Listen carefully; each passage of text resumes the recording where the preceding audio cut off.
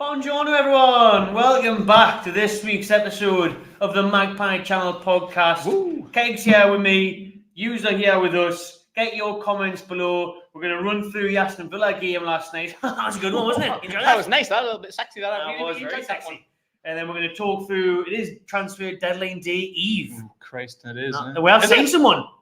So keep your eyes peeled. It's not deadline day. No, deadline day closes tomorrow. Huh. Yeah. So you wouldn't know because now it's been happening. Would you?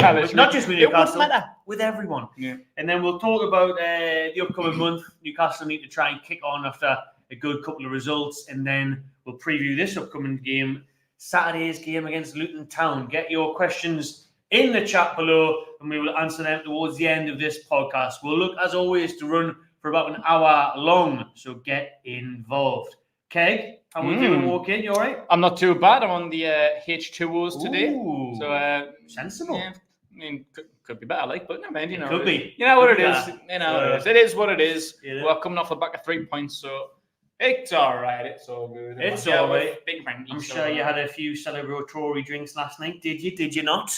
Only one because it's all I had left. Yeah, at least three. For the goals that scored. It was the Christmas beers came to an end. I only had one bottle left, so just seeing that off and couldn't get out in the shop and get any more. So you actually have to buy some beers for the first time this year. Literally, that's probably since about middle of December. I haven't bought a single beverage since the middle of December because it's my birthday as well, Christmas Eve. So I got double the amount. So double helpings. It's been a bit sexy, but yeah, we're all out. We're all dry now. So yeah, that's why I'm on the water. Dry January. Bit of a detox.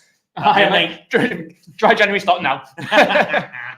Right, then let's dive straight in. Let's not waste any time. I'm buzzing to talk about this. The Aston Villa game last night. Yeah. You know, Aston Villa hadn't lost a Premier League game at home since February 2023. Went a long time unbeaten there at home. They were one of the highest scorers in the league at home. They've got the best defensive record in the league at home, joint Liverpool, until Fabian Sch3r rocked up. Until the Mags rocked up in Birmingham. Got the brace in Birmingham, the Brummy brace. How was it for you last night? Because I said 2-1 in my preview. Optimistic that people were saying, oh, this is going to age well. It did, didn't it? Yeah, it did age well. Thank you very much. Because on our socials, a lot of people were like 4-0 Villa, 5-1 Villa. And it took, like I said, 2-1, and that was optimistic. But 3-1 in the end. What result? Yeah. First time we've won at Villa Park since 2013. I heard like the first goal was the first goal as well. We haven't scored a goal. That's mental. What a mad stat that is. Bogey ground. Yeah. But no, like I wouldn't have been as pessimistic as like a 5-0 or anything like that. But I didn't expect a win. Put it like that. I think a draw would have been a good result. Because like you say, at home and overall in the league, Villa's been absolutely class. They've been one of the best informed teams in the league. They had a blip in the first week of the season to the Mighty Mags, unfortunately for them. But yeah, since week one of the Premier League, they've been absolutely class at home. Like you say, I think I've seen it was 346 days or something since their last home defeat. So February last year, so coming up a full year without a home defeat. Their home form, amazing. Our away form, dreadful. Absolutely piss poor. I think that was only what, second win of the season, was it? Yes. Sheffield United 8-0, and then that was the second one. Yeah. Cups have been alright. Beat the Mountains, Man United. Fulham the other day. But even like overall form over the last month or so, like apart from the last couple of games, obviously beat Fulham and the Mackens, but other than that, well, overall form in the league's been a bit piss poor. So the matchup on paper, we were the underdogs massively. Like, so I didn't expect much, and especially from last year as well, because we were in really good form last year at the tail end of the season, trying to push on, accumulate as many points as we could, make sure we seal that top four. Then we went to Villa Park, got beat 3-0. I didn't see that coming. I know they were in good form. Like the way Emery had them playing from, as you say, February onwards, it's absolutely class. So it wasn't against the run of play for them, but it was against the run of play for us. Like, we were pushing for that top four, and we weren't stopping. We were gunning for it. Then got beat 3-0. It's like, whoa, where the fuck's that come from? Did not see that one coming. So, yeah, if we got beat 3-0 yesterday, I wouldn't have been shocked, to be honest with you. I think a draw would have been a decent result, but to end up 3-0 up against them, madness. Absolutely class. Like, we needed that as well to kick on. Because, like I said, the form recently has been poor, and we've got a big month coming up against some lesser teams who we got beat off in December, who we shouldn't have. So we've got some wrongs to correct. Revenge. And there were 2 games on the bounce now. A very, very good win against Villa. I think since the Sunderland game, the Sunderland games give away that kick up the arse that we needed, because we've only lost to Man City And that was a decent performance as well, to be fair. Like, we're 2-1 Really up good against them. Only lost 1-0 to the champions. 9 times out of 10 you take that. You lose by 1 goal to the champions, but you were up 2-1. That's fine. At least we're performing well. If we were shit and we got battered, then fair enough, you could whinge about us. But we weren't shit and we didn't get battered. So yeah, that's the only loss that we've had this apart from Liverpool since the Sunderland game. So yeah, I think we're in good form now. So beat Luton, which we should do, but we'll get onto that. And you got the likes of Forest and the Evertons. We just need to pick up this run because the last month or two form has been poor. So yeah, hopefully this is the kickstart that we needed to get some points on the board.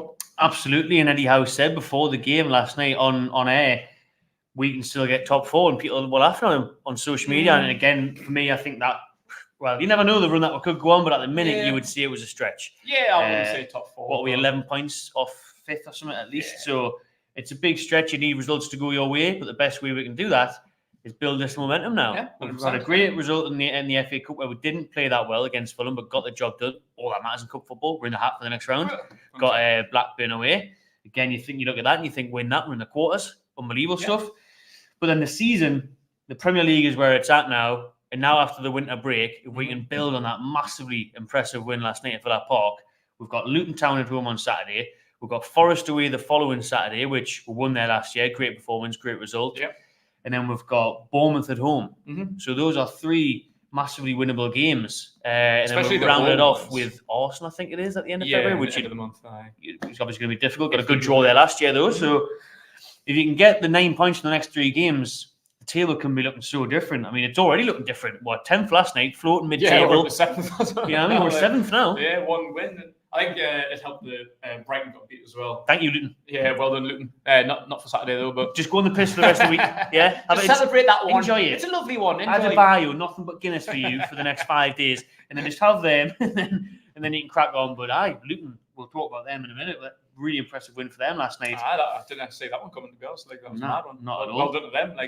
I root for Luton. I root for the underdog. Because let's face it, this shouldn't be in the Premier League. But that story is amazing. It's a proper true underdog story, and I live for that shit. So every time Luton get a decent result, unless it's against Newcastle, I love it. Which they did. Which they did. Hopefully not this weekend. But 4-0, Brighton's a class team. Brighton's one of the better teams in the league, and the proper full-on turn them over. Absolutely destroyed them. Absolutely class. I love that. Absolutely destroyed them. The early goals definitely helped, didn't they? They scored within 20 seconds, didn't they? 2-3 minutes. So, Luton is the one where you look at it. We'll talk about that more soon. Let's focus on the Villa win in the case that we're making that the season is back on track then, because a lot of people were saying if we had lost to Fulham, done, season's finished now. Yeah, I didn't believe that at all, mate. I said that in the premature. preview. It's only fucking January. I know. Does it work? What was 17, 18 games left? Loads of points. Fair enough. Well, everything else is out the way, Champions League, FA Cup, Carabao Cup. All right, but I think I said last week, going out of a cup, you can find a silver lining because the less competitions that you're in, the more you can put all of your eggs into the last remaining basket, which is the league, which we're always used to doing. Steve Bruce, going out of the FA Cup, 3rd round, I didn't mind. I wasn't even asked because normally we're fighting relegation. I'd rather not bigger fish to fry. Yeah, I'd rather not get relegated than get to the 5th round of the FA Cup, which eventually would have got put on by Man City or something anyway. So what's the fucking point? I think momentum's good, and we're in good stead. Got Championship Blackburn in the 5th round, so. Yeah, I think this is the kickstart that we needed, and hopefully momentum can kick on because that performance was thoroughly unexpected and absolutely class from everyone. Every player involved, I thought, had a really good game. So. It was it felt like Eddie Howe's mags were back last night, wasn't it? That's the first time I've really seen us, and I think it's obviously helped having that winter break. You've had no midweek games as well. You've had actually a full set of training for the lads, where Eddie Howe has constantly said throughout the season, because of Champions League and then the Carabao Cup run, we've never really been able to prepare for the games. We've had that practice on the pitch at the training ground, but now you can see that we're back at work, and you can see our identity again last night for me. A bit of formula, a bit of creativity there. I thought Anthony Gordon was unbelievable he was on that left-hand side, and even as the striker, he still did well enough. Yeah. And we've got to obviously talk about Jacob Murphy first of all. Juicy J. Back at it. Yeah. Do you know what I mean? How good's he been? An unsung hero for me. He's came back from his dislocated shoulder, 2 games, 2 wins back to back. Yeah, even throughout last season, like I think Jacob Murphy has always been a bit of an unsung hero. Like I feel like even when he was signed, and I know he went through some tough spells, particularly under Brucey. Brucey didn't really fancy him, went out on loan a few times, but I always thought he was slightly underrated under Rafa. But he wasn't great. Like I always had a bit of a soft spot for him because he's a Toon fan and whatnot, and I quite liked him. Although his performances never really reflected. Then he had a tough couple of years under Brucey. But I think since Eddie Howe, like I think he's been class. I think every time he's played, he's been mid. Like he's been really, really valued, especially when he's had to like come in because he doesn't always start. He's not like starting 11 quality. But even every so often last season, he played unexpectedly. Got some breaking news again on the Magpie Channel podcast. Same thing happened last week. Yeah. And this is out here now from the Telegraph, are saying early indications are that Alexander Isak could be out for 2 to 4 weeks. Oh, I didn't need that one, Barry. I think we should stop doing this podcast. Last week it was fucking... What was the bad news last week? Julian for the season. Julian for the season. Isaac, maybe it's up to 4 weeks straight. Cancel it now. I don't want to date anymore.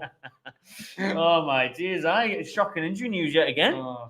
That's just how I look. I said that last night. I put the tweet out saying we are flying, best we've played in ages. We're 2-0 up away to Villa, and then our only striker, goes off injured. Do you know what I mean? It's just absolutely typical, isn't it? Yeah, absolutely typical. I'm going to put that on the breaking news on the screen there so people can see it who are tuning in and realise what we're talking about.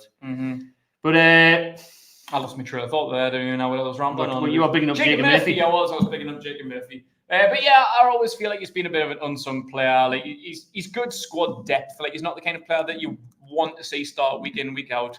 But when he gets a chance, he rarely blows it for me. Like I don't think he really puts in bad performances. I think he's a grafter.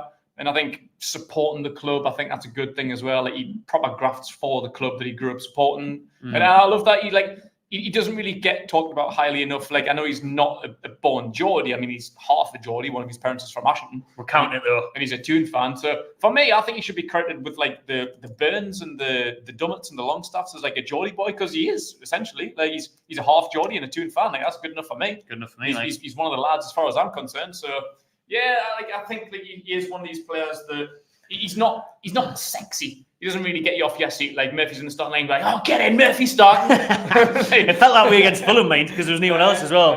The armour on being out. But yeah, like he's one of them players that he's fantastic squad depth, really, really underrated, massively unsung. So yeah, thumbs up from me. Thumbs up for me as well. Double thumbs up.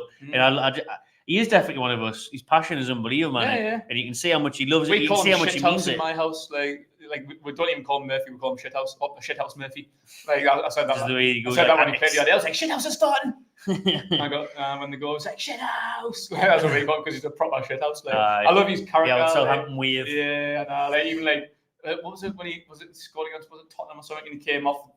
You've gone down the tunnel and just give the camera like when he did the old time on as well. Yeah, he's a proper shithouse. I absolutely love him. He's a class character. I don't think he'd be that much of a shithouse either unless he was at Newcastle United. I think you can see he loves it. He absolutely loves it. That's it. And I think he plays out his skin for us. Like I'm really glad to see him back. I think I'm gutted that the goal didn't get given towards him last night. Like he should have done enough to finish it himself, mind. A bit of a tight angle. I think it was harsh. Target, you know? I thought so. I don't think that should have been put down as a known goal. I think it was going on target. Well, I mean, if it wasn't on target, then he needs fucking shot with shit because it was horrendous. But I think it was going to like nestle inside the far post. For me, it was on target, so it's his goal. Let's get on to that breaking news and touch on it a bit more for you lot at home. Alexander Isak is out for 2 to 4 weeks after coming off last night at Villa Park. A recurrence of his groin issue that we've seen 3 or 4 times now this season. And we're still waiting for scans to get full confirmation, but that is what the Telegraph are reporting is looking like. It could even be worse when the scans come back. Could even be worse. Could be better maybe, but I said at the time last night, he'll be out for at least a fortnight, I reckon, and that seems to be the case. So hopefully it's the 2 weeks time scale and not the full. This sort of thing where we're saying, Newcastle need that momentum. We've just lost definitely one of our best players, arguably our best player. 100%. A player who's banging goals. For us, his goal scoring ratio is phenomenal. But again, is it a worry that he's picked up another knock? He seems to be a bit of a Wilson 2.0 at this point. I need both our strikers. They just kind of play. I'd love to get a full season out of one of them. Half a season. A run of about 10 games that one getting injured would be lovely. Can you imagine how many goals they would literally score if they were able to play 38 Premier League games? Because Wilson scored 18 goals in all competitions last season. I think they were all Premier League, to be fair, wasn't they? They scored 18 goals in the Premier League. Isak, I think, got about 14 or something. He's on about 14 this season. Injury prone to fuck. So injury prone. Imagine if you got a full season out of them. That's the more frustrating thing. It is I think he is. I know he's a younger model. I think Wilson's 31, Isak's 23, 24, something like that. So, I think since he first signed, did he not get injured after his second or third game or something, and he was out for months? He is a bit injury prone, and it's that's why we're more reflection that we need to sign someone. People always say we need to sign someone because Wilson's injury prone, but they forget about Isak and all. Both of them. That's why I was saying last week, when you need at least 3 strikers, especially when your other 2 are injury prone. Literally. it's just common sense. I don't understand why we only have 2. Can nobody else see that we've only got 2 strikers and they're both injury prone? Am I the only one that sees that? Somebody asked this on the press conference on Friday. Do I need to give fucking do I need to break into Newcastle and be like, does anybody know we've got injured strikers? These 2 can't complete more than a dozen games. Can we sign someone, please? I honestly bring back Papi Cisse at this point. I'd fucking have anyone. The thing is, with these strikers, we're actually weaker since the takeover. Since the last window, we let Wood go. Yeah. We're weaker now. I don't think we should have sold Wood. Well, not at this point, no. I really don't. I thought that was stupid because we're in the same situation. We'll let go of Gale, and then we'll let go of Wood. It's well, we're just back to square one here. Went from 4 to technically 0 strikers. Yeah. What was the point? In the summer, I thought buying Barnes, who I really like Barnes. I'm really pleased with saying I can't wait for him to be back. Hopefully that's this weekend. But again, we've got Gordon on the left. You've got Miggy on the left, where his preferred position is. You think the priority would be a forward, a striker more than a winger. Barnes, I know we're capitalising on Leicester's relegation, but you think 35, 40 million on him, I would have spent that on a striker because we've only got 2.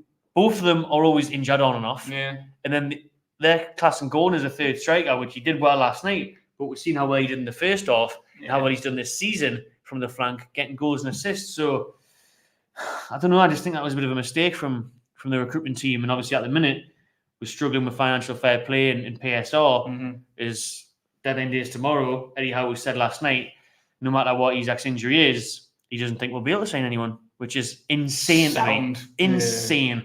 Honestly, at this point, how can't we get someone on loan? How can't we get Mitrovic from Saudi or just Ekitike has obviously linked with the move. It looks like he may end up with Frankfurt now.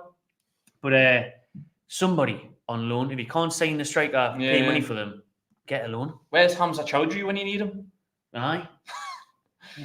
I don't understand what's going on. And now say we need to sell players. Well, they say loans. Unless it's Calvin Phillips, and you got to be charged 7 million for a 6-month loan, which is an absolute joke. Aye. It can't cost that much to get just one striker in, even if it means loaning someone else, like Matt Target or something, loan Matt Target or someone out for the rest of the season, or someone else sort of on the fringes, maybe he's Kraft or something like that. Why don't we do a reversal, loan someone out so we can loan someone in? We got rid of Mankiwa's wages. Yeah, Mankiwa's gone. I mean, for me, you know what it is? I said it at the time. I think I might have said it last week actually on the podcast. Ben Brereton Diaz that went to Sheffield United. I would have took a punt on him. And he scored a belter last night. There's loads of decent scored 2 goals. He's 2 games now. There's loads of decent championship players that's worth a punt on, even if it is just an emergency 6-month loan. I know it's going to be harder to do because they're not going to want to let them go, and they probably won't want to come because they know they're just kind of going to have the piss taken out of them a little bit, being a third choice striker just for an emergency. But that's pretty much what Chris Wood was, really. And look how many games he got. He played pretty much every single game for the second half of the season, right up until the last 2 or 3. So, I think it's worth just taking a punt on anybody. Even just a young'un, just any young'un from any academy in City, Chelsea, Liverpool, anyone who's available. Why don't we just give them a chance? Because they're gonna play. we need a striker. Anybody will do. People in the comments here, get your recommendations in for who we could get on deadline day striker. Obviously, we're still in midfielder. That looks very unlikely. But striker's got to come as a priority now because we're going to have 0 strikers available on Saturday unless Wilson comes back. So then again, how long is he going to be back for? Yeah, Like, it's like Wilson may come back against Luton. He'll play 2 games. He'll be out for 5 again. So he's actually going to miss at least a handful of games as well. So in the comments, we've got Stevie saying Origi from Forest. Divock Origi. He doesn't get a game for Forest. I think they've released him now. I was going to say, does he play for Forest? But he can't get a game for them, so that's not a good sign. That's mad. I always rated Origi. I always thought we should have signed him back in the day. Get him in. But if you can't get a game for Forest, that's lifting. I didn't even know he played for them. When the fuck did he sign for them? Get Adebayo from Luton. Hat-trick hero last night. Absolutely. Get him in before Saturday. Chris Wood special, that. Just take away the enemies. Just load it for 4 weeks. Balogun. Not bad shout, that from Arsenal. He left, so he went somewhere. Went to Lyon or something. He went to France somewhere, Because he was playing with Will Still last year on loan. I can't remember who he was. Who was he manager of again? Was it Rem? Something like that. Yeah, he didn't go to them. But yeah, he did sign a permanent deal. I think it was like 30 million or something. But I'd absolutely definitely take him. Like if it's like a 6-month loan deal. Honestly, at the minute, anyone's better than no one for me. Yeah. We literally don't have a striker. Yeah. So you can frown upon this, and it might be one of them ones, but it feels a bit desperate at the minute. Yeah, because it is. It really is like back in the Ashley days. Like we are getting desperate, trying to script Monaco. That's who it was. Trying to script £1 million a year for fucking Hamza Chowdhury. Like it literally feels like we're back in them days. Like we can't afford to loan anyone. Like what's going on? It's mental, man, isn't it? I thought last night with Isak coming off, that would be straight away like, whoa. We're going to have to act. Get someone on the phone. We're going to have to act. Half time, get someone on the phone now. We had 2 days. We've now got 1. So let's try and get someone in there. Yeah, because just over 24 hours. It was bad enough. You know what I mean? The midfield situation, which we'll talk about now. We've only got 3 midfielders. Yeah. Until Willock and Anderson come back. And that Willock and Anderson thing applies like Callum Wilson, where another week or 2. How long did they stay fit for? Yeah. Willock came back, scored against Man U, amazing couple of games, out again for months. Yeah. It's like rinse and repeat. So he's Bruno, one that can't stay fit. The only midfielders we've got is what you've seen in your lineup predictions, nice and easy every week. Bruno, Miley Longstaff. And Bruno's 1 booking away from a 2-game suspension. So if that comes in, do you know what I mean? The midfield's going to be Joe White's going to come in, who's 21 from Carlisle, came back from Crewe Alexandra. Obviously, that young Travis has been on the bench last couple of games. So Joe Linton being out for the season, I find it utterly mental that we haven't replaced. So I know that FFP and all of this, but you'd think the Saudi loan market or anyone on loan or the loan with an obligation to buy thing, like it must have been something we could have done. Ties like Wahansi, like people like talk about this money and try and say, oh, Newcastle's buying the league, Newcastle, they're ruining football, blah blah blah. What kind of fucking loan anyone? Like, what are you talking about? What are you on about? And it would be absolutely lovely to just blast money. Like, right, we need a midfielder, bang, and sign one, wicked. We need a striker, bang, and get one, no worries. Like, it would be absolutely class for to go out and do that, but it's just realistically not possible. And you can clearly see it's not happening. We're 24 hours away from the window closing, and we've barely been linked with anyone. Let alone signing. Been leaving, apparently. Let alone signing anyone. We haven't even been linked with anyone, which is mad for Newcastle, because Ralph's getting linked with some bugger right, left, and centre. It's just baffling. I really don't understand this FFP bollocks. Like I kind of, it's just frustrating and all that when like Chelsea and Man City had their takeovers. There was no FFP or really loose rules, and they were just free to spunk cash right, left, and centre. Yeah, no, it literally didn't exist. Yeah, I know it's mental. But as soon as Newcastle get their takeover, what about FFP? I didn't even know what FFP was. What the fuck's FFP? It's a nightmare. It's not just us. It's expected now in this window. Obviously, this will be the quietest, most boring transfer window in the history of transfer windows. Very little has happened. Very little money's been spent. When Timo Werner on loan's the best signing that the Premier League's made. Oh, my days. That's an issue there. That is a big issue. I'd take this point. Absolutely. 100%. I would have took him. But we'll see if anything happens on Dilling Day tomorrow. Unlikely if you listen to Eddie Howe, but if the realisation settling in now that Isak could be out for a month. And you know what Wilson's like, I can't wrap my head around it.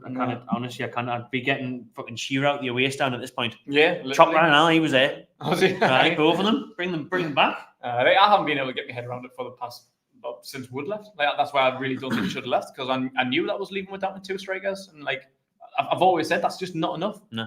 And the fact that we're not even looking into getting one on loan, like, just absolutely scrambles my head. It's bonkers that we thought our 2 strikers was enough with the Champions League and everything. Yeah, literally. Especially with, have you had like a Mr. Reliable, like a striker that can complete seasons? We haven't got that. No. We knew what Wilson's all about. Yeah, His full career, he's been like this. Even Isak in his early 20s, we can't stay fit. No. Not a good sign going forward, really. Like, as amazing as he is. And as amazing as Callum is, he's a brilliant finisher. But oh, dear. One player that is staying, though, after all this window, and this is one of the big reasons we're not signing anyone, because of FFP. We're trying to sell someone, to buy someone, like Eels has said. Mm-hmm. That man was Miguel Almir3n. He didn't want to go to Saudi. Apparently, the clubs had agreed a fee with Al-Shabaab. He didn't fancy it. He stayed, and last night, bit of a point of prove, I reckon, didn't he? When he came on. Yeah. Quality, to be fair. Really good. Yeah, he's preferred left as well. Yeah, and that just makes so much sense to me. I had a bit of a rant about him last week, and a lot of people disagreed. People still like him out there. I don't know why. But last season, his goals and that, though, he was good last season. It was just a purple patch, though. It was literally 2 months. Yeah. 2 months out of the 4 years he's been here. He's scored a few goals. All right, class. I work at Newcastle. But yeah, that's just always been my frustration. And I had a rant about his left foot, playing on the right, not being able to use his right foot. Does me head in. But that assist from Murphy was exactly why he should be over there. It was just so easy for him. Just ball in, one touch, bang, left foot. If that was on the other side, that goal doesn't happen. No. Because he would have had to have taken a touch, pulled it back, pulled in. Then by the time he's done that, all the defenders have got back, and you've got a wall, and you can't get past them. And he goes up the throat. Yeah, or Murphy's runs, he's had Holly's run that he can't run too far. If Almiron's had to cut in, or he tries an outside foot left curler or whatever like that. But I don't think he's got that ability in him. But yeah, that's why he should be over there. And I know he's good at cutting in and taking a shot, but he's a wide player. I'd rather my wide player got 10 assists a season than 10 goals. Yeah. Score all the goals that you want. You're a winger. Yeah, I want the one in the middle of the box to be feeding off. Yeah. I don't care how much you can cut in on your left and take a shot. I'd rather you just whip the cross in and have a striker get on the end of it. That's your job.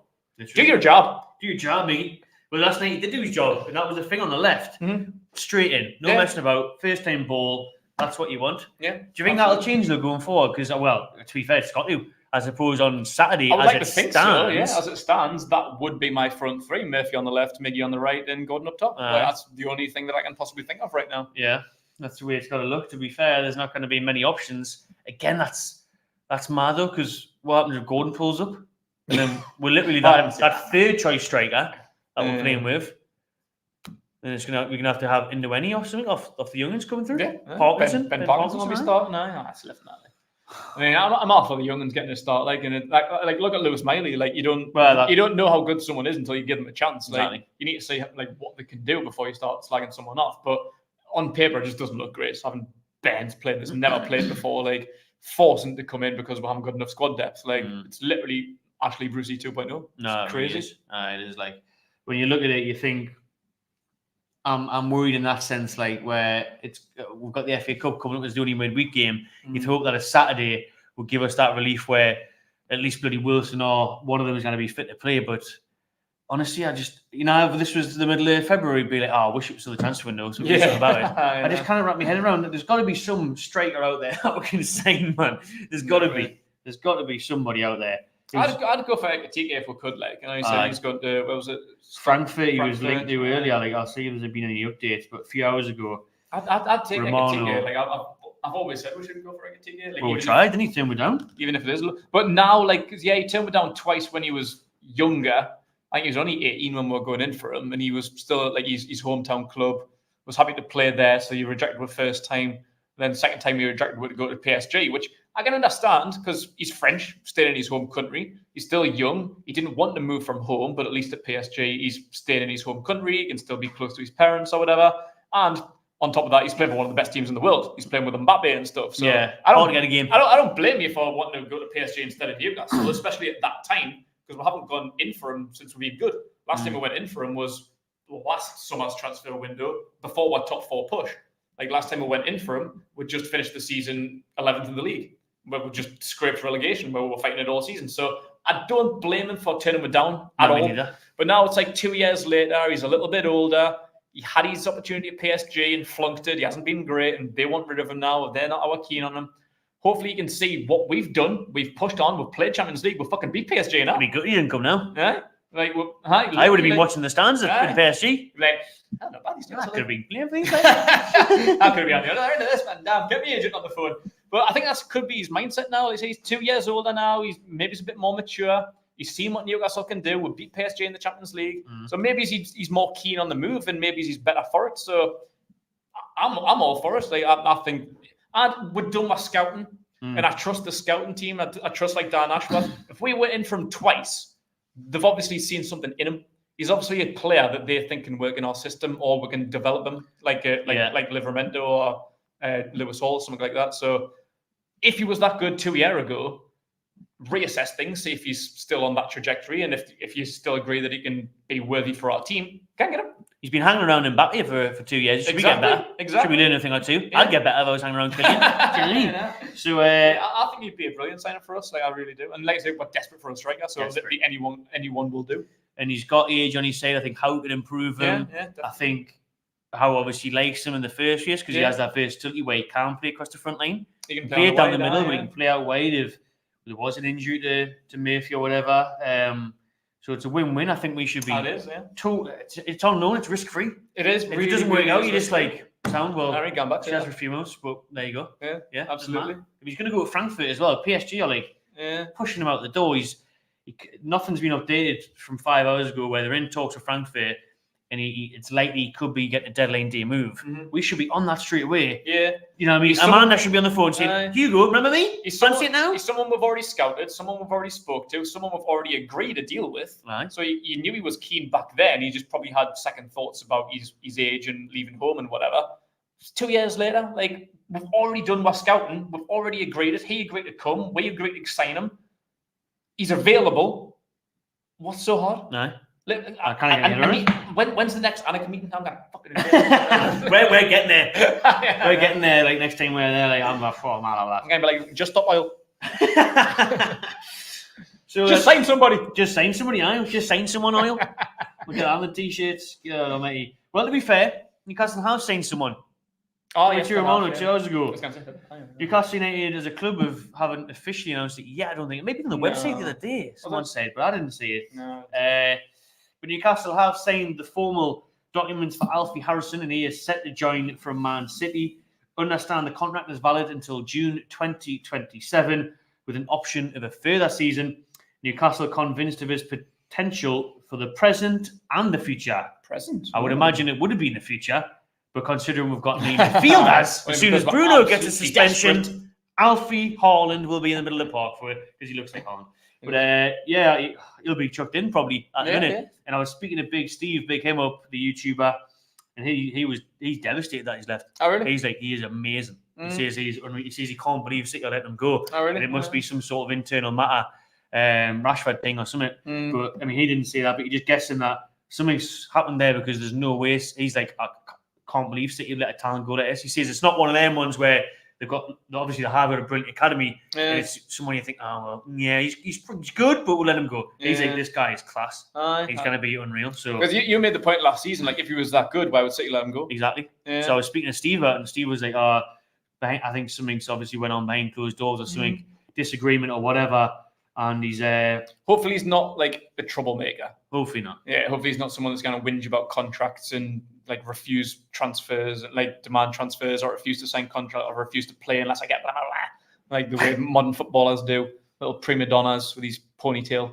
Hopefully he's not that kind of kid. Like hopefully he just knuckles down and cracks on, and like they could play. Like I think he's one for the future mainly. Like I don't see him being in the first team for a couple of years, but like you say, we're desperate for midfielders, so. Who knows? Miley 2.0. Yeah, maybe so.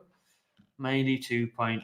So that's about it for transfer news. Lastly, we'll finish on, could we see any outgoings tomorrow? The Lascelles has been linked, hasn't he, to Besiktas for a while. He's been out, in and out. He's been out of the team the last couple of games. Apparently injury.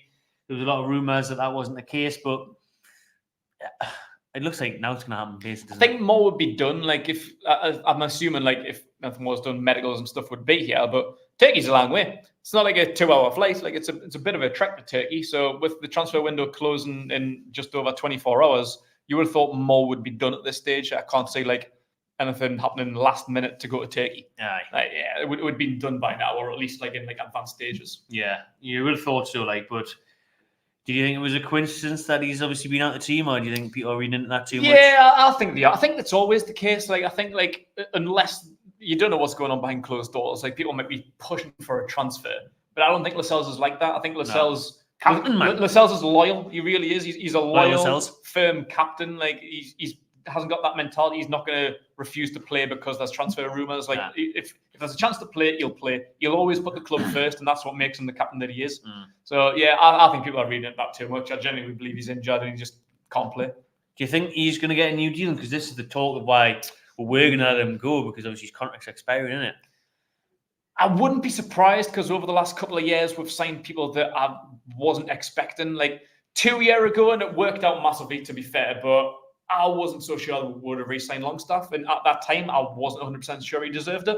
But we've signed Dummett to 1 year deals for the last 2 years in a row. And we also extended Richie as well. So I think Lascelles is more valuable than them two. I think he is a good player still. We've seen it this season when Sch3r was out. He's proved his worth. He's still got it. And he's a brilliant voice in the dressing room. He's a tremendous leader. So he's a lot more valuable for me than what Richie and Dummett are. And if them two can get new contracts, then he probably deserves one now. Not a long-term deal. I'm not saying sign to a 3 year deal, but maybe it's a 1 year deal and then rolling. See where he's at. Yeah, if he wants to leave, let him do it. I think he's served his time. He's been a brilliant servant forward. So if he wants to leave, do the honourable thing and let him walk. But I think just put the ball in his hands. If he wants to stay, we'll sign it to a 1 year deal. If you want to see what's out there, then test free agency and see what happens. No, I think that's a good idea. If he's aware, which I'm sure he is, because that's been the case the last couple of years, he knows he's a squad player now. He knows he's not going to start. But when he has came in, he's been phenomenal. So if he knows that's still the crack going forward, and he's happy to do that, then brilliant. I sign him up, because I think he's really surprised me. When he's came back in. Oh yeah, 100%. But he's been off for a rotten. I did because he looked like a rock for a couple of months, and then he just have a flop. He's one of every single player that still who experienced all three managers. He hit along with Sch3r, along with everyone else. Maybe even Miggy. Everyone was decent under Rafa, shit under Brucey, and then came back good again under Eddie Howe. And Lascelles and Sch3r are the epitome of that. Absolutely woeful shit, absolute dog shit under Steve Bruce, but class under Rafa, class under Eddie Howe. Exactly, yeah, he was classic. I mean, Eddie Howe is just. I think it's helped him with being in around other people as well. Like Trippier, and that's probably rubbing off on him. And I think he's been unbelievable. Just came in, so I'd be more than happy to keep him as a squad player. But obviously, a centre back. We'll keep on getting linked with centre backs as well to bring in. We could do a one. We could definitely upgrade Lascelles. There's no doubt about that. Yeah. If we want to sign somebody, but I think everyone's more interested in replacing Sch3r. But why the hell would you do that? Yeah, it's just fine, Wayne. Yeah, it's just better every week. Just squad depth for me. Maybe if you get Europe. Yeah, you can maybe do better than I think you can always look to upgrade. For me, no one's a replaceable. I think if FFP wasn't here and we've got all this money and you want to improve your team, for me, no one's irreplaceable. No. Not a single player in that squad for me is irreplaceable if we had the money to replace them with someone better. As much as I like certain characters, I like Sch3r, and now I wouldn't want to see him get replaced, but if we're going to sign someone better, then why wouldn't you? Yeah. But yeah, for me, we need squad depth. I've always banged on about squad depth. I think it's massively important, hugely underrated, especially if you want to try and compete in Europe. So yeah, Lascelles is our next best right-sided centre-back, and as good as we've said that he's been under Eddie Howe, could he improve on him? Of course he could. He's not that good. He's filled in a slot when you've needed him to, but of course he could upgrade him. Yeah. But yeah, that's where I would look to improve the squad. Not necessarily replacing Sch3r, but replace Lascelles first and then see where we'll go from there. Unless you put Sch3r up top with all that goal scoring. Get him a hat-trick next week. He was asked that last night after the game, actually, Eddie Howe. I seen it today on YouTube. He was asked, could you use Sch3r as a striker the way you've gotten on fit at the minute? He was like, to be fair, I probably could. Actually, it's a good idea. Yeah. Eddie Howe was like, he's that technical. Yeah. He's a goal-scoring defender. I would trust him up top. Imagine how class that would be just in the team. He was just and Sch3r was just fucking number 9 up front, man. There's a typo there. Sch3r up top, man. Sch3r in the middle of Gordon and Murphy. Crazy. People always used to say like you should play DM or centre mid because like he is technical. That triangle. Yeah, he's very good on the ball. Like he always likes to try them Ramos runs. Like he is very good. He did it last night in the like 85th minute or something. He was bombing forward. He's technical on the ball. He can shoot from distance. So yeah, like I'm not saying we should put him up front. That's a bit over elaborate, but yeah, but like people always used to say like, oh, we should put Sch3r in midfield. It's like it sounds stupid, but good work. He could do it. Like Eddie Howe says, he is that technical. He is a very, very good footballer. Last night, 2 goals in the box. Yeah. I mean, Fabian Sch3r coming here, Sch3r. Right then, get your comments in. People, we're 40 minutes in. Please do like and subscribe if you haven't already. Get your comments in. We'll go for another 5-10 minutes or so. We'll wrap up with a look ahead to Saturday's game then, because winning at the Villa Park on a Tuesday night is amazing. But if it comes to Saturday, 3 o'clock at St James's, and you fluff your lines like we did against Forest, it means F-all in the end, doesn't it? It really puts it down on it. Yeah. But Luton at home, I was going to say it's a banter, but it's not really, because absolutely not. I know Luton Town are a different animal at Kenilworth Road, because Kenilworth Road's a different animal. You know, it's a crazy stadium that no one's ever seen before in their life. Is different. None of these Premier League teams expect to go to the Domino's overstand. Do you know what I mean? But now they come to St James's, and they'll be full of confidence, smashing Brighton 4-0. Coming up here, loads of these players will be like, this is why we want to get the Premier League. We want to play in amazing stadiums like St James's Park. And they'll go there as the underdogs. Free hit for them, really, and then flying high, clean sheet and banging the goals. Not to lose, really, for them, yeah. But like, it is one that we've got to like approach with caution, because like I say, on paper, it should be a piece of piss. We should absolutely roll them over. But the beat Everton, the beat Brighton. It was a very, very good team, and not really just beat them 4-0, an emphatic win, embarrassed them, and beat us away as well. Like, so they're not pushovers by any stretch of the imagination. Like they're a decent team. Like, I think teams like that you need to be cautious about. I think because people don't know a whole lot about them, and like they see them as being not very good, so we'll just roll them over. But they're the teams you need to be careful for. Big time. Yeah, so they've already beat us just last month. I think it was just before Christmas, wasn't it? 23rd. Yeah. Christmas Eve. Yeah, Christmas Eve's. And they're capable of beating a team like Brighton. So they're absolutely no pushovers. But I do believe we'll beat them. I think there's 3 main factors. One being revenge, because the beat were last month when we really shouldn't have, so we'll be gunning for it. We'll absolutely need to. Our form, like we've got 2 good wins on a row. Like I know back when we lost to Luton, we were in bad form, and that bad form continued for another couple of weeks. But now we've got a couple of wins, we've got a bit of confidence, a bit of momentum behind it. So we'll go for that. And the third factor, being at home. Being at St James is a different animal. Our form at home hasn't been bad this season. Away, it's been shocking, but at home, it's decent. It was only bad till the Forest game, wasn't it? Yeah, so I know, they'll be happy with their result against Brighton, and they'll want to come gunning for us. But I think them 3 factors should be enough to see us through. Yeah, you think the home crowd, good old-fashioned Saturday at 3 o'clock. It's been like a month since we played, and you touched on it earlier. Yes, it was a defeat at City, but it was a brilliant performance. And do you know what I mean? That's what can happen at home. That's what can carry us over the line. Listen, Luton are in danger. Anders Townsend may come back to St James's Park. Adebayo off the back of a hat-trick. Ross Barkley's rolling back the years. What's going on? It's FIFA 12. Jesus, I'm taking me. Like, I'd be saying Tim Krul hasn't on done the bench. it. Tim Krul's on the bench, man. Throughout that FIFA 12 vibes. But what Luton away from home, they have conceded a few goals. They can be got at. I'm thinking we're gonna do well this game. Like, I think we'll get a big win. I hope it's a big win. I'm not confident on a big win, but I am confident of a win. Whatever, a win's a win in my eyes, whatever it is. But if we win well with a great performance, a big win, I'll be absolutely buzzing with that. Now, I'll take that as another big step, like beating Villa, an emphatic win against Villa 4-1. If we're able to beat like Luton, like 3-1, sorry. If we're able to beat Luton like 4-0 or something, like, I'll absolutely be buzzing with that. Like, like 2-0 or 2-1, I'd take it because it's 3 points on the board, but I think we have got enough in the chamber to go out and do like a 3-0, 4-0. I think we do. I'm going to go on big me. Like, I had just before I fell asleep last night, it came to us. A vision. 5-1. Oh! Did it wake you up? I was still awake. Couldn't get to sleep. Got too excited. So I think I'll play the goals in my head. Harvey Barnes is going to score. Harvey Barnes is rumoured to be back this weekend, and what a boost that would be from the bench, I'm saying, just like he did against Aston Villa, which was also 5-1. Yes, it was. So, yeah, I fancy Harvey Barnes come off the bench. I fancy Miggy to score, Murphy to score again. Shaw hat-trick. So, I tell you what, a midfielder's due a goal. A Bruno is due a goal. So now, isn't there? Do you know what I mean? It's been a while. Longstaff scored against Fulham, obviously. I see Miley back on the score sheet, getting his second of the season. Yeah, nice. Scored against Fulham.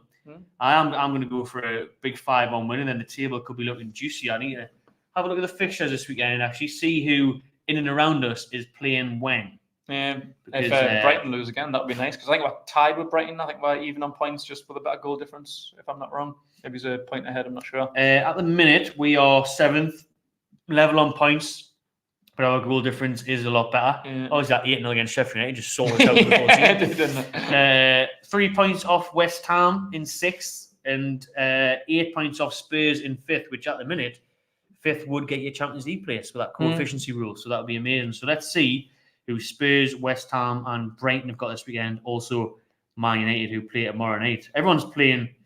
Not everyone, sorry. A couple of teams are playing tonight as well. You've got Spurs are getting beat off Brentford right now. Lovely. Brentford. Go on, Brentford. Neil Mopey, he's on fire at the minute, isn't he? Man City 0-0 with Burnley, and Liverpool are playing Chelsea at 8:15. Wolves, Man United tomorrow. So let's go for a Wolves win. West Ham with Bournemouth, so West Ham could get a win there and increase that gap a little bit. But on the weekend, Brighton are talking to Palace, Derby. Oh, nice. Derby for them, the motorway Derby. It's a stupid derby. Yeah, that's terrible. It's absolutely terrible. Bring West Brom to come up against Wolves. That's a proper derby. West Ham away to Man U on Sunday. That's a tasty game. Oh, Arsenal Liverpool on Sunday. That's a super Sunday right there. Sexy. So Newcastle do their job against Luton Town, and we'll still be in that European mix, which is the mix you want to be mixing in. It's a nice mix. I like it. Good pick and mix, that one. Yeah, I don't know about league finish this season. Like, I don't think we'll get top 4, and I don't want to say we shouldn't be aiming for it, but I think realistically we kind of know that we'll probably not get there, especially since, because like last season, like obviously I don't want to take the shine away from Newcastle, but Liverpool slipped up early. Like, they were shit at the beginning of the season and ended up hot on my tails at the end. But it was an off year for Liverpool, and Chelsea and Tottenham were shit as well. So now it's a bit of a different year. Like, Liverpool's much better, and you've got other people up there. Like, Arsenal's doing well again, City. So I think the league's harder this year. Spurs are doing decent. So it's a harder league this year. So if we finish 5th or 6th, I'd be buzzing. Like I say, 5th could get with Champions League, I think, depending on if someone else does well. So if Man City win the Champions League or something again, I think that's how it works. It rolls down or something like that. So yeah, go on, City. Can do it for the boys. Can do it. I City or Arsenal get far in the Champions League, and we'll get there. I think at the minute it's looking like La Liga and Premier League will get that 5th spot. Us and Man United didn't do any favours. If we had got through, we would have pushed it. But at the minute, 5th is getting Champions League. We are 8 points off at the minute. That's doable for me. Like 4th, 11 points. Bit of a stretch for me. I can't see them. I think top 4s, I can't see teams falling off that much. No. Yeah, it would take a miracle. Like, we'd have to go on mad form at this back end of the season and hope like 1 or 2 teams start slipping up. Like Tottenham and whoever else. I don't know. Arsenal probably. Man City, Liverpool going to be neck and neck. Arsenal, Tottenham. You think? I think Villa are showing signs of flickering away. West Ham have got Europe still as well. So I can't see them doing it for me. But you never know, though. Klopp's leaving. Aye. Can go one way or another, that. Could do. Can go one way or another, that one. They might fight for him, and they might get too emotional, and they might just Jurgen flop. Flopsies. CM Legion, get your questions in, people. We're finishing off now. Last couple of minutes. Get your questions in. He's asking, Matty, are you doing your talking at Pumphrey's this weekend? I am indeed. Every home game at Pumphrey's on the big market, an hour or so before kick-off. Give people plenty of time to get through those electronic turnstiles. They're a bit of a nightmare for everyone, aren't they? Shit, aren't they? So, I'll be at Pumphrey's probably about 2 o'clock on Saturday. So, looking forward to getting back to Pumphrey's. Feels like it's been a long time. Do a pre-match chat there. We'll have a crack before the game. Let's go up and see. We'll go back to the very top, to be fair, and see if there's any questions. That's where it starts. Take it back to the beginning. Lewis was asking, Matty, would you have taken Brown Diaz as a striker? Absolutely. I mentioned him last week. You mentioned him before. And then at the start of this one, he scored 2 and 2 since then. Who would you have as a right winger out of Mbuemo, Solly March, or Elise. Elise for me. See his goal yesterday, man. I didn't actually know, but I do like him. He is sensational. I need to watch them highlights because I haven't seen any of yesterday's goals. But I do like Elise. Great game that was. Palace Sheffield United 3-2.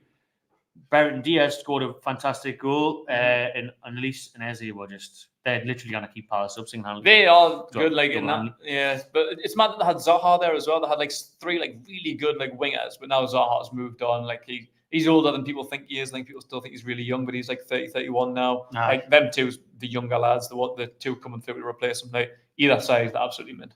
Yeah, literally. I mean, both scoring unbelievable goals, both setting each other up.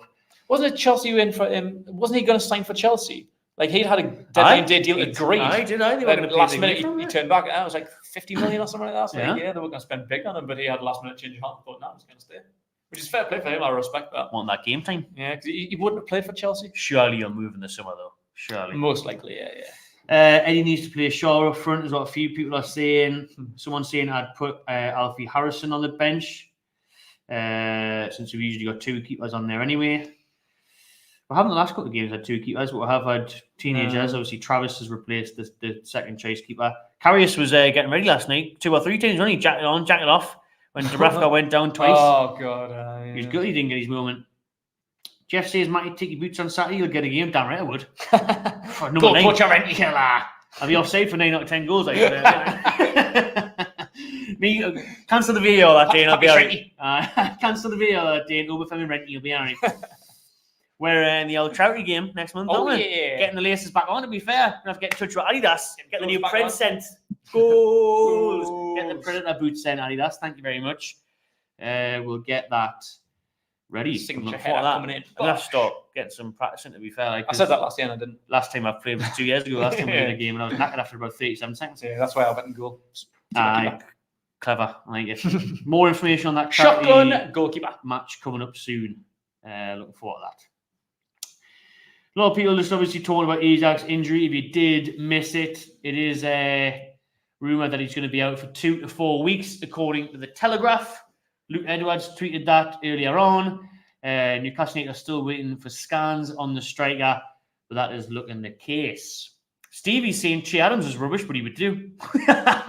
He's rubbish, but he would do. You know what he would do? Because there's nobody else. Yeah, we said we need somebody. Anybody's better than nobody. So I don't think Che Adams is that bad. He's a third choice striker. As a hold-up player as well. Goal scorer, not so much, but hold up the ball, get wingers involved. If we were scraping the bottom of the barrel, I'd absolutely take Che Adams. Yeah, I feel like it. You said last week, this is like 2019. It is now. This is actually cracked. This, like. Yeah, it really is. What about Sch3r? Hasn't lost any pace. Didn't have any first place to lose. He's got more hair. Oh, dear. Never had as much hair. Let's find out the last couple of comments then. Last couple of questions. Last couple of questions. We'll try and round up to an hour. We're 53 minutes in. Off topic, says Chris. Oh, I like an off topic one. Have you heard anything about finding a new site for a state-of-the-art training ground? You know about them training grounds, haven't you? I know about them training grounds, but no. Kate's been visiting them all week, man. Yeah, I've been right, left and centre. But no, I haven't. I know we're talking about a potential new stadium, and I heard that it could be on the HMRC Benton Park site or on the Town Moor. I think they were the top 2 new stadium sites, but in terms of a training ground, I haven't heard out. But we just improved them. Did we not spend like $1 million or so on improving the training ground? $3 million, eh? So yeah, I don't think we'll be going anywhere for a couple of years. No. The plan is to find somewhere to build the baseline, but it would take years. No, it would take years to build a decent training ground. Yeah, especially the standards of like Spurs or Leicester's. Yeah. Definitely, obviously, Darren has mentioned it a few times that they're looking into it. They want to do it. Man, Stavely said, obviously, it's not just that easy trying to pluck a good. Yeah. Trying to find land.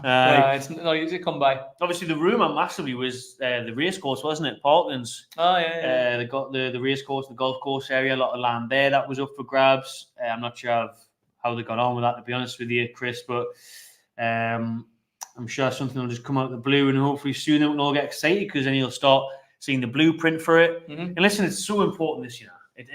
Because we were joking at the time, remember when we were saying Trippier had the first sentence to take about it, and we were like, he must be thinking, what the hell's happening here? I'm rocking up to like a primary school B&Q or something. The state, actually, it's improved now. It looks nice, but let's be honest, it's still not great. It's not Premier League quality. It's modern now. It's got all the fancy it looks touches. nice, but yeah, but it's still tiny, man. Yeah, it's not state of the art. For some reason, this thing came up on my Facebook the other day. Do you know when you get recommended posts and stuff? And it was a Tottenham one, because I think it went viral, to be fair, and it was like Tottenham players were walking the training ground. They were like, "Oh, who's the most famous person in your phone book? And can you ring them and see if they're yeah. Like Werner, Madison, that were on there."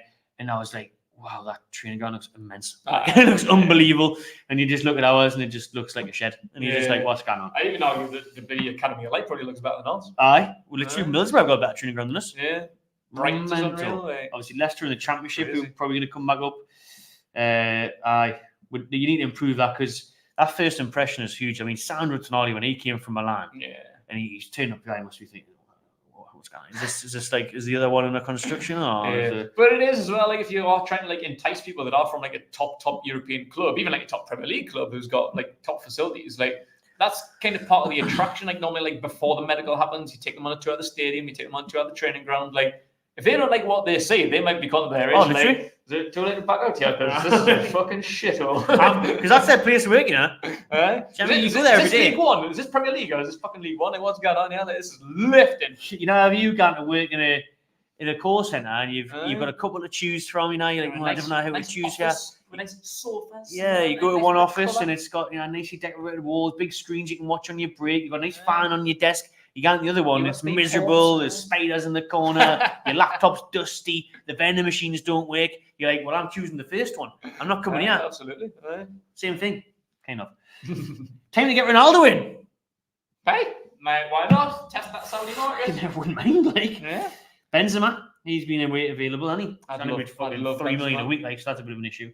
Yeah, but it's not though, is it? Like, if you think about it, because we're already paying his wages. Aye.